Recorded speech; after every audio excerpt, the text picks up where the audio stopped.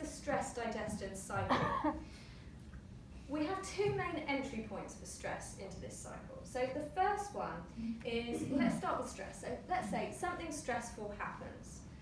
You miss a deadline at work, or you forget to pick your children up from school. I don't know where that came from. I haven't done that, but but you have a stressful environment. This causes cortisol, a stress hormone, to be released, and in order to reduce stress and reduce inflammation.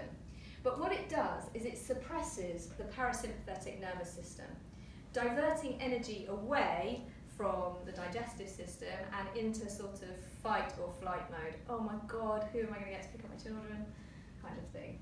So we have this going on, which is really useful in a stressful situation. So if we have a saber-toothed tiger that is going to chase us and eat us, that's a really useful thing to happen. If we forget to send an email, it's actually not quite so useful.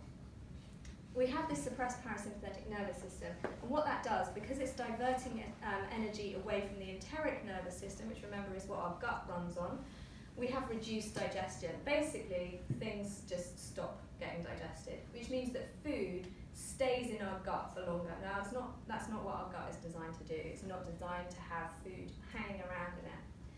And so that food causes inflammation. Now, inflammation is the immune system working. Inflammation further increases cortisol in order to reduce that inflammation. So we have this double cycle. But also, it means we've got a disrupted microbiome, because when food hangs around in the gut and inflammation is caused, some bacteria don't like inflammation. They can't survive in an environment that is inflamed. And so we end up with digestive symptoms because things are not getting digested properly.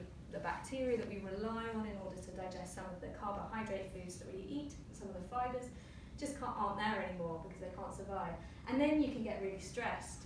So if you're bloated and you've got a presentation to do and things like that, that can cause extra stress. And then of course you start the cycle again, you've got more cortisol produced. And so this is really key.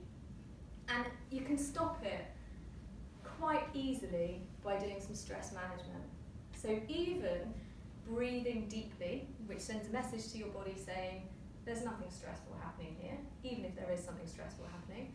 So, and breathing out for longer than you breathe in. So if you breathe in for 3, breathe out for 4. Actually, just that simple act of doing that can reduce cortisol.